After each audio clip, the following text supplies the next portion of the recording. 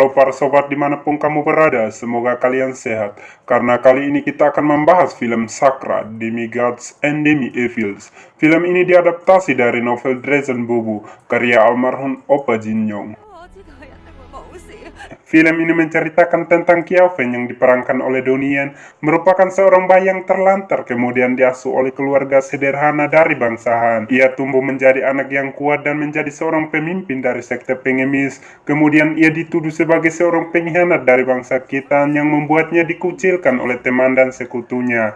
Dalam perjalanannya untuk mencari tahu tentang asal-usul dan musuhnya, Kiao-feng bertemu Aju yang diperankan oleh Chen Yuqi, di mana kemudian itu mereka pun saling jatuh cinta.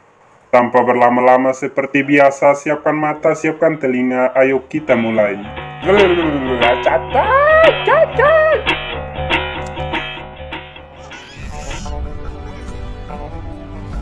Di sebuah perkampungan terlihat seorang bayi imut yang tega dibuang oleh keluarganya. Kemudian datanglah suami istri yang sederhana menemukan bayi itu dan mengasuhnya. Terlihat mereka sangat bahagia, mungkin ini adalah jawaban dari Tuhan atas doa-doa mereka selama ini.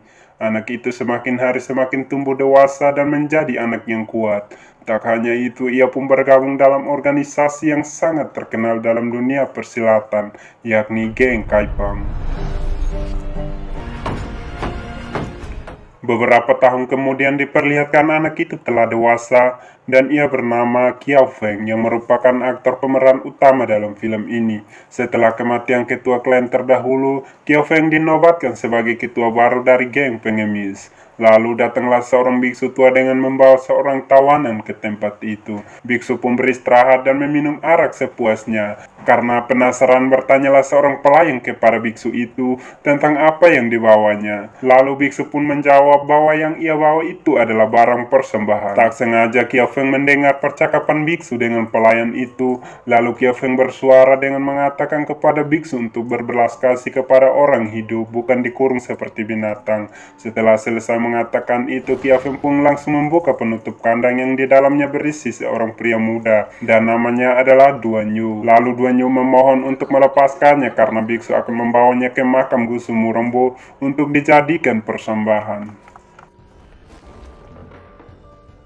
Kemudian itu Kiao-feng menghampiri biksu dan menawarkan sebuah ide. Jika biksu melepaskan Duan Yu, Kiao-feng akan mentraktirnya. Akan tetapi biksu menolak. Dengan lobby yang cukup lama, akhirnya biksu mengatakan bahwa semua ini tergantung keberuntungan Kiao-feng. Tiba-tiba datanglah anak buah biksu dan adu seni bela diri pun terjadi. Di mana pada pertarungan ini Kiao-feng menghajar anak buah biksu dengan kalah telak. Melihat anak buahnya tumbang satu persatu, sontak membuat biksu marah dan harus turun tangan untuk menghentikan Kiao-feng. Pertarungan 1 lawan 1 pun terjadi antara Kiao-feng dan biksu. Untuk menghadapi biksu, Kiao-feng mengeluarkan jurus pemukul anjing yang membuat Kiao-feng sedikit unggul dari biksu. Tiba-tiba biksu marah dan mengeluarkan jurus api di tangannya yang membuat serangan biksu dapat mengenai Kiao-feng hingga terjatuh. Akan tetapi Kiao-feng tidak mau kalah dan mengeluarkan jurus 18 tapak penakluk naganya untuk menumbangkan biksu hingga biksu mengakui kekalahannya. Sesudah pertarungan itu, Kiao-feng pergi bersama pengikutnya dan melakukan perjalanan yang jauh. Akhirnya mereka tiba di sebuah hutan di mana di tempat itu banyak orang-orang pengemis yang telah menunggu kepulangan Kiao-feng. Kiao-feng menghampiri mereka dan bertanya tentang apa yang telah terjadi. Kemudian salah satu tetua Kaipang bernama Bai Sijing menjelaskan bahwa selama Kiao-feng keluar telah terjadi sesuatu yang besar di geng mereka. Saat bersamaan, di saat yang berbeda diperlihatkan Tuan Muda Murompo bersama ketiga pelayan istananya. Salah satunya bernama Aju yang merupakan aktris pemeran utama dalam film ini, di mana mereka sedang memantau pertemuan Kiao-feng bersama kelompok geng Kaipang. Bertanyalah salah satu pelayan kepada Tuan Muda Murompo, mengapa Tuan Muda membawa mereka ke tempat seperti ini, sedangkan Tuan Muda sangat tidak cocok dengan geng Kaipang. Tuan Muda lalu menjelaskan bahwa ia hanya menunjukkan kepada mereka apa yang sedang terjadi di perkumpulan Kaipang saat ini. Lanjut di pertemuan itu, Kiao-feng yang tak mengerti apa-apa tiba-tiba dituduh sebagai seorang pengkhianat. Sontak membuat semua orang sangat terkejut. Bai Sijing sebagai saksi bahwa Kiao-feng telah dengan sengaja membunuh tetua Maduyan. Hal ini diperparah lagi dengan pernyataan dari Nona Kang Ming, istri Maduyan. Tak hanya itu, Kang Mi memberikan surat yang berisi tentang siapa diri Kia Feng yang ditinggalkan oleh Guru Wang. Lalu Kang Mi memberikan surat itu kepada Bai Xijing untuk membacakan kepada seluruh anggota Kaipeng yang hadir di sana, bahwa Kia Feng aslinya adalah bangsa Khitan, bukan bangsa Song. Karena alasan bahwa Kia Feng adalah orang Khitan, mereka pun ingin segera mencopot kepemimpinan Kia Feng. Bai Xijing terus memprovokasi tetua lainnya untuk mendukungnya dalam mencopot posisi Kia Feng sebagai ketua geng Kaipang. Dan sebagai pria sejati, Kia Feng mengalah dan tak mau mengambil resiko dengan bertarung. Sebagai ganti, Kia Feng mencabut pisau penegak hukum dan menikam dirinya hingga terluka. Dengan senyum, Kia Feng memutuskan untuk mengundurkan diri sebagai ketua Kaipang dan memberikan tongkat pemukul anjing kepada mereka. Atas kejadian barusan, Kia Feng berjanji untuk menyelidiki semua tuduhan terhadap dirinya dan terus mencari kebenaran atas dirinya. Tak hanya itu, Kia Feng berjanji dalam hidupnya ia tak akan melukai orang dari bangsa Song. Kia Feng mengambil kudanya lalu pergi meninggalkan mereka.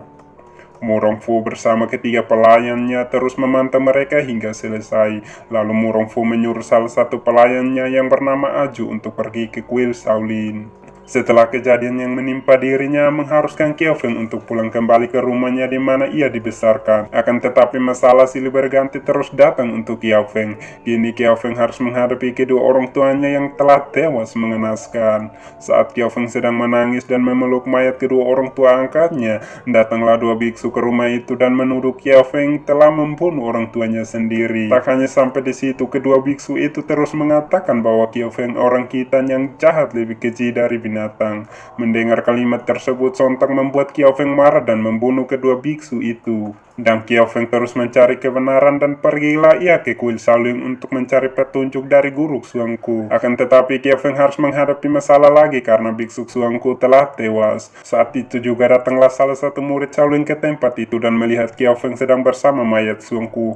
Dan murid Shaolin itu berlari dan berteriak bahwa Kia Feng telah membunuh Guru Xuangku, dan orang banyak pun segera datang untuk menghentikan Kia Feng. Kini rumor tentang dirinya sebagai seorang pengkhianat dan pembunuh semakin meluas atas beberapa kejadian yang telah melibatkan dirinya. Saat ia hendak pergi meninggalkan kuil Shaolin, tiba-tiba ia melihat lagi murid Shaolin itu masuk ke dalam kuil, dan Kia Feng pun segera pergi mengikutinya. Ternyata murid biksu itu ingin mencuri kitab tenaga dalam Yin Jing Jing. Tiba-tiba datanglah orang-orang kuil untuk menghentikan Kia Feng, dan para tetua Shaolin terus menyudutkan Kia Feng dengan mengatakan Kia Feng sebagai seorang pembunuh tak cocok untuk menjadi manusia. Tiba-tiba serangan datang dari salah satu tetua Shaolin dan mengeluarkan jurus tapak besinya. Kia Feng menahan, akan tetapi pukulan itu mengenai murid Shaolin yang barusan ingin mencuri kitab, dan ternyata murid Shaolin itu seorang perempuan yang merupakan pelayan istana suruhan Tuan Muda Murong Fu. Kia Feng yang melihat Aju terluka parah dengan segera membawanya pergi. Sesampai di sebuah gubuk, Kia Feng beristirahat dan mencoba menyembuhkan luka Aju.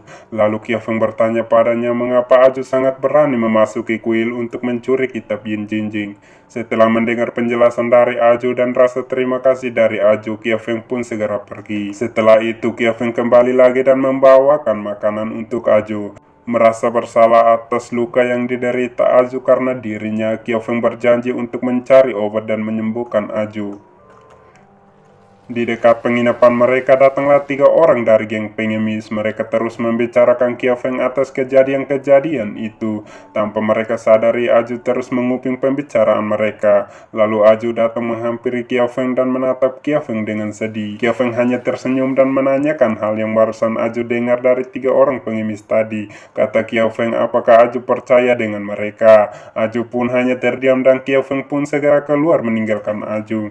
Setelah keluar sebentar, Kia Feng pun kembali dan memberitahu Aju bahwa Aju bisa disembuhkan, dan besoknya pun mereka segera pergi mencari penyembuhan untuk Aju. Akan tetapi dalam perjalanan keadaan Aju semakin parah. Kia Feng pun selalu di sampingnya dan memastikan bahwa Aju baik-baik saja dalam sementara waktu. Setelah berjalan cukup jauh dan keadaan Aju membaik, mereka pun beristirahat. Di sini Aju memberitahukan tujuan ia mencuri kitab Yin Jinjing, karena dengan kitab itu Tuan Muda Murungfu akan memberitahukan tentang jati dirinya, dan itulah satu-satunya cara untuk bisa bertemu kedua orang tuanya. Namun dengan kondisinya seperti ini, Aju khawatir tak akan bertemu orang tuanya lagi. Dengan senyum, Kiao Feng berjanji bahwa ia akan membawa Aju bertemu orang tuanya. Perjalanan pun berlanjut dan mereka harus beristirahat lagi karena hari sudah gelap. Di sini Aju menanyakan tentang rencana Kiao Feng setelah bertemu Tabib Su.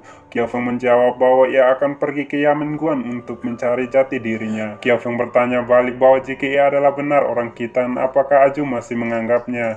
Kata Aju bahwa Kiao Feng adalah orang baik di hatinya dan seketika itu benih-benih cinta pun mulai tumbuh di antara mereka. Akan tetapi malam itu mereka harus teruskan perjalanan mereka karena keadaan Aju yang semakin parah. Di sisi yang berbeda, pemimpin Kaipang yang baru Bai Sijing mengumpulkan gengnya dan semua pendekar dunia persilatan. Mereka ingin membuat koalisi baru untuk membunuh Kiao Feng.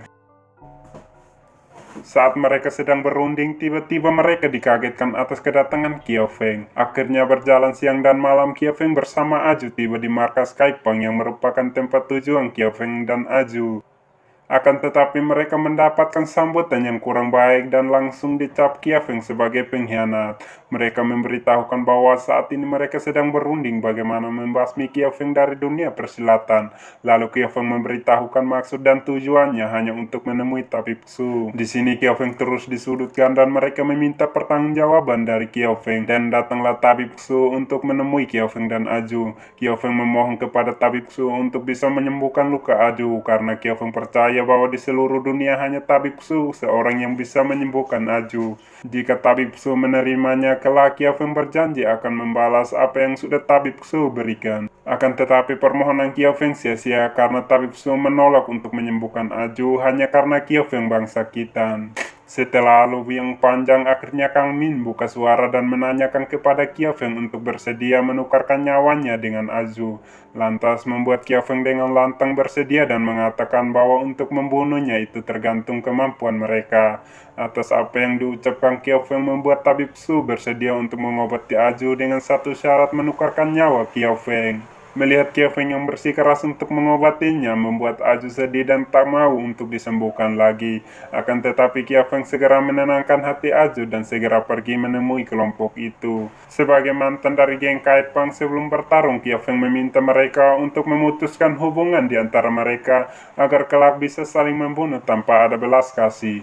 Setelah itu, Kiao Feng meminta mereka yang setuju untuk membunuhnya bisa bersulang dan meminum arak bersamanya. Mereka pun satu persatu maju dan memberikan alasan kenapa mereka ingin memutuskan pertemanan dan membunuh Kiao Feng. Dan peminum terakhir pun maju dan benar saja tetua ini sangat membuat Kiao Feng marah dengan mengatakan bahwa Kiao Feng telah membunuh orang tuanya sendiri dan ia tak cocok bersulang dengan Kiao Feng orang Khitan. Atas apa yang diucapkan tetua itu sontak membuat Kiao Feng marah dan harus memulai pertarungan. Satu persatu maju untuk bisa membunuh Kiao Feng, akan tetapi dengan mudahnya Kiao Feng langsung menumbangkan. Lalu Kiao Feng meminta agar semuanya maju untuk membunuhnya dan ketua Kaipang baru Bai Sijing dengan segera memerintahkan gengnya untuk menyerang Kiao Feng. Pertarungan panjang, akan tetapi saat berhadapan dengan 4 penjuru Kaipang, Kiao Feng harus dihajar habis-habisan hingga terluka parah. Akan tetapi Kiao Feng tak mau kalah dan segera mengeluarkan jurus 18 tapak penakluk naga dan bisa menumbangkan 4 tetua Kaipang itu. Dan pertarungan terus berlanjut, mereka pun terus berdatangan. Kali ini mereka membentuk formasi untuk menghadapi Kiao Feng. Namun dengan mudahnya Kiao Feng menghancurkan formasi mereka. Melihat Kiao Feng yang tak bisa dikalahkan, Kang Min dengan segera menyandra Aju. Hal itu membuat Kiao Feng murka dan segera menghabisi tetua yang ada dan menyelamatkan Aju. Saat Kiao Feng ingin mengajak Aju pergi, tiba-tiba ia dikejutkan dengan Tabib Su yang menusuknya dari belakang.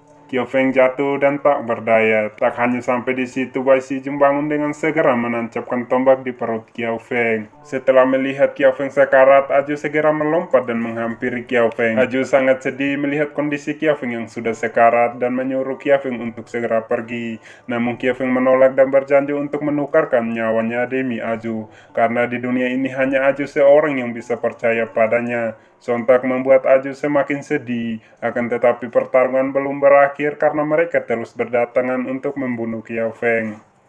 Kemudian datanglah seseorang yang melihat pertarungan itu dan membawa Kiao Feng pergi. Saat Kiao Feng pergi, Kang Min segera menghampiri Aju dan hendak menghabisinya. Akan tetapi Tabib Su segera menghentikan Kang Min karena bagaimanapun Kiao Feng sudah mempertaruhkan nyawanya untuk Aju. Dan Tabib Su mengatakan untuk segera menyembuhkan Aju. Kini Kiao Feng dibawa ke sebuah tempat untuk penyembuhannya, sedangkan Aju dirawat di kliniknya Tabib Su.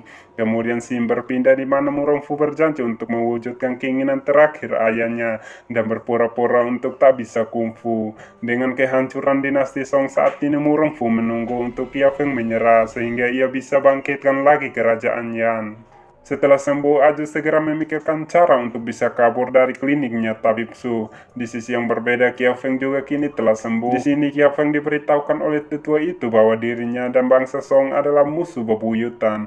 Oleh karena itu, ia tak mau agar Kiao Feng mati begitu saja sebelum bertemu dengan orang tuanya. Lalu tetua mengatakan tentang siapa diri Kiao Feng yang sebenarnya dan ayahnya bernama Xiao Yuan San. Dan Xin berpindah, kini Aju punya kesempatan untuk bisa kabur dari Tabib Su. Aju segera membuat ramuan dan menyamar sebagai Tabib Su. Untuk membalas dendam Kiao Feng, Aju dengan segera menghabisi nyawa Tabib Su dan membakar kliniknya hingga tak ada yang tersisa. Setelah itu, Aju segera pergi untuk mencari keberadaan Kiao Feng. Di sisi lain, Murong Fu mendengar kabar bahwa Aju belum mati. Murong Fu percaya dengan kembalinya Aju, Kiao Feng akan segera muncul. Setelah sembuh, Kiao Feng datang mencari Aju dan tak sengaja bertemu dengan Murong Fu. Di sini Murong Fu menyinggung soal masalah-masalah yang sering terjadi di dunia persilatan, dan Kiao Feng percaya bahwa ini hanya diprovokasi sehingga ia tak membenci orang Song. Setelah itu, Murong Fu membawa Kiao Feng pergi ke suatu tempat untuk bisa bertemu dengan Aju. Saat dalam perjalanan, Kiao Feng harus membantai prajurit Song yang sedang menindas orang kita. Murong Fu terus membantu Kiao Feng hingga sampai di tebing Guanmen. Di sana Kiao Feng terus menunggu Aju selama 5 hari dan Aju pun datang. Aju mulai mengungkapkan isi hatinya bahwa ia tak mau kehilangan Kiao Feng. Dan Kiao Feng pun berjanji setelah membawa Aju bertemu orang tuanya, ia akan mundur dari dunia persilatan dan membawa Aju pergi jauh untuk tinggal bersama. Xin berpindah, datanglah Bai Xijing untuk menemui Kang Min. Di pertemuan ini mereka sangat khawatir dengan kematian Tabib Su. Mereka mengira bahwa itu adalah perbuatan Kiao Feng untuk menyelamatkan Aju. Mereka takut akan rahasia mereka terbongkar bahwa mereka lah yang telah membunuh tetua Maduyan. Dan jika Kiao Feng tahu akan itu, maka Kiao Feng akan segera datang untuk menghabisi mereka. Lalu Bai Xijing mengatakan bahwa Duan Chenchung saat ini sedang berada di Jinghu. Mendengar hal itu membuat Kang Min tersenyum, dan ternyata Bai Xijing tak sadar bahwa yang di hadapannya adalah Aju yang sedang menyamar menjadi Kang Min. Setelah mendapatkan informasi itu, Kiao Feng bersama Aju segera pergi ke tempat tujuan. Dan ternyata Bai Xijing bersama Kang Min telah merencanakan semua ini dan mereka tahu tentang penyamaran Aju. Dan mereka pun berhasil memprovokasi Kiao Feng dan Aju untuk pergi membunuh Duan Chenchung yang dikira pemimpin dari pembunuh 30 tahun yang lalu. Bai Xijing mengatakan bahwa kali ini Duan Chenchung akan mati. Melihat rencana mereka berjalan mulus, Kang Min dengan segera bersedia melayani Bai Xijing dalam cicipi-cipi-cipi. Setelah mendapatkan informasi dari Bai Xijing, Kiao Feng bersama Aju segera pergi ke tempat di mana Duan Chenchung tinggal. Berjalan beberapa jam, akhirnya sampailah mereka di tempat tujuan. Di sana Kiao Feng dan Aju melihat Aji sedang bertarung dengan ibunya. Lalu Aji membuang kalungnya dan tersengaja jatuh di hadapan Aju. Dan Aju sangat mengenal akan kalung itu. Melihat Duan Chenchung menghampiri Kiao Feng membuat Aju merasa khawatir. Lalu Aju diam-diam menguping pembicaraan Duan Chenchung dan istrinya. Ternyata Duan Chenchung bukan seperti yang dikatakan orang, ia adalah pria yang baik. Lalu Duan Chenchung dan istrinya menghampiri Aju, membuat Aju tak berkata apa-apa. Dan semakin sedih setelah tahu Duan Chenchung adalah ayah kandungnya yang akan dibunuh Kiao Feng. Setelah itu Aju mengembalikan kalung yang dibuang Aji barusan. Lalu Aju menatap sedih mereka dan mengatakan bahwa putri mereka sangat mencintai mereka. Aju pun pergi dengan Ratu Aja yang sedih. Kemudian itu datanglah Aju menemui Kiao Feng untuk meminum teh bersama. Aju mengatakan bahwa mengenal Kiao Feng dan menjalani hidup selama ini berdua itulah hal yang bahagia. Dan bagaimanapun Kiao Feng harus bisa melepaskan bebannya. Dan Kiao Feng berjanji setelah malam ini ia akan pergi bersama Aju untuk hidup bersama. Dan malam itu pergilah Kiao Feng menemui Diwan Chen-chung di sebuah kapal dekat danau. Kiao Feng yang tak sadar bahwa itu adalah Aju yang menyamar jadi Diwan Chen-chung dengan segera mengeluarkan jurus tapak 18 penakluk naga dan mengenai Aju hingga terjatuh. Kiao Feng baru sadar lalu menghampiri dan melihat Aju telah sekarat atas pukulannya barusan. Kiao Feng segera mengangkatnya akan tetapi nyawa Aju tak bisa ditolong. Setelah kematian Aju, fakta baru terungkap bahwa saat kejadian 30 tahun lalu Diwan Chen-chung berada di Dali bukan di Yamenguan. Merasa telah dimanfaatkan, Kiao Feng kembali untuk mencari musuh yang sebenarnya. Dan ia langsung menemui Bai Shijing dan akhirnya terungkap bahwa selama ini Bai Shijing bersama Kang Min yang telah memanfaatkannya untuk membunuh Diwan Chen-chung. Mereka bersekongkol dengan Murongfu dan memfitnahnya untuk melakukan kekacauan di dunia persilatan. Kemudian datanglah Aju yang merupakan saudari Aju menyusul Kiao Feng ke tempat itu. Di sana ia langsung mencari Kang Min yang merupakan dalang di balik kematian kakaknya. Kiao Feng pun segera bertindak dan menendang Bai Shijing hingga jatuh keluar. Melihat kedatangan Murongfu bersama gerombolannya, Bai Shijing sangat lega akan tetapi ia tak dihiraukan. Dan panah pun terus bermunculan hingga Bai Shijing dan Kang Min tak berdaya. Panah pun terus berdatangan, Kiao Feng segera keluar untuk menghentikannya dan Murongfu langsung menyambut Kiao Feng. Di sini Murongfu menawarkan Kiao Feng untuk menyerah dan menjadi pejabat di kerajaan Yan. Akan tetapi Kiao Feng menjawab bahwa bunuh saja dia jika kau mampu. Datanglah Aji dan segera melepaskan panah beratung kepada Murongfu. Akan tetapi racunnya tak mempan terhadap Murongfu. Hal ini membuat Murongfu marah dan ingin membunuh Aji. Kemudian datanglah Kiao Feng untuk membantu Aji dan pertarungan pun terus berlanjut. Setelah membantu Aji, Kiao Feng menyuruhnya untuk pergi. Namun Aji bersikeras untuk tinggal dan Aji memberikan pedang pusaka ayahnya untuk Kiao Feng. Murongfu segera datang dan melawan Kiao Feng. Tiba-tiba Murongfu sengaja membawa Kiao Feng ke tempat di mana para tetua Kaipeng digantung mati. Kiao Feng yang melihat itu tiba-tiba diserang Murongfu dengan jurus mengubah bulan bintangnya hingga Kiao Feng sekarat. Saat diremehkan oleh Murongfu, tiba-tiba Kiao Feng teringat akan guru Suangku dan segera bangkit dengan membalas Murongfu hingga mengeluarkan jurus 18 tapak penakluk naganya dan berhasil menumbangkan Murongfu. Setelah itu, Kiao Feng pergi ke makam Aju. Di sisi yang berbeda, Murongfu diselamatkan dengan kedatangan ayahnya. Dan film ini berakhir dengan pertemuan antara Xiao Yuan yang merupakan ayah dari Kiao Feng dengan Murongbo yang merupakan ayah dari Murongfu. Film pun tamat. Terima kasih telah menonton. Jangan lupa dukung channel ini dengan cara menekan tombol subscribe-nya. See you next.